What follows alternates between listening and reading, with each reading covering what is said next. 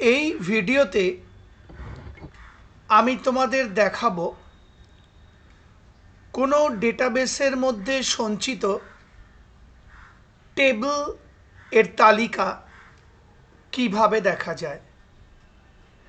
অর্থাৎ কোনো ডেটাবেসের মধ্যে কি কি টেবিল তৈরি করা রয়েছে সেই তালিকা কিভাবে আমরা দেখতে পারি।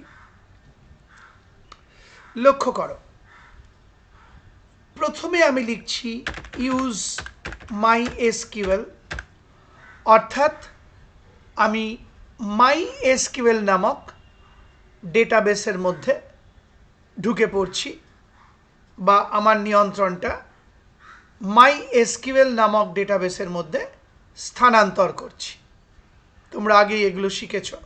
এই এন্টার কি প্রেস করলাম, সঙ্গে সঙ্গে আমাকে মেসেজ দিচ্ছে ডেটাবেস চেঞ্জড, অর্থাৎ আমরা এই মুহূর্তে MySQL নামক ডেটাবেসের মধ্যে ঢুকে পড়েছি।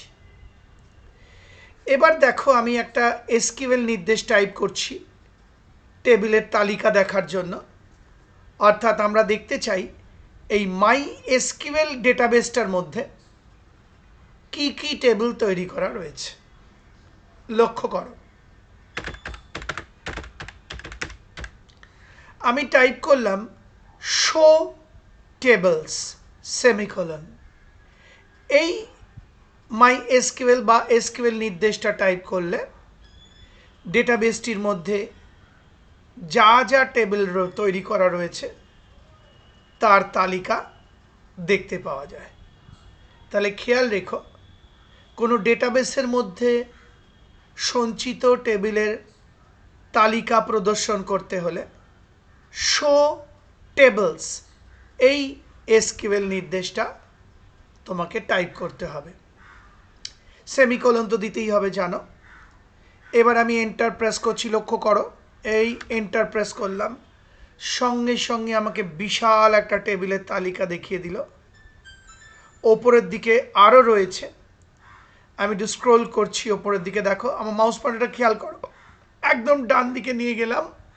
এই যে স্ক্রোল বার, মাউস পয়েন্টারটা খেয়াল করো, আমি যে মাউসটা নাড়াচ্ছি কোন দিকে নিয়ে গেছি লক্ষ্য করো। এই যে স্ক্রোল বার, আস্তে আস্তে আমি স্ক্রোল করছি ওপরের দিকে, দেখো বিশাল তালিকা। তার মানে এই সব টেবিল তৈরি করা রয়েছে। এই যাচ্ছি আমি ওপরে, এই দেখো, লক্ষ্য করছো, এই যে এই প্রথম থেকে পুরো তালিকা দেখাচ্ছে। আর এই দেখো আমাদের তৈরি করা টেবিলটা, এই যে আমরা এমপ্লয়ি টেবিল তৈরি করেছিলাম এবং সেটা নিয়ে বিভিন্ন কাজ করছি।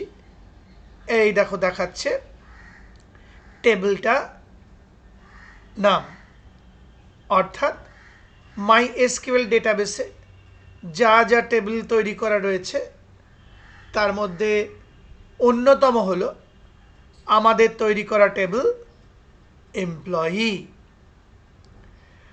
আশা করি বুঝতে পারলে।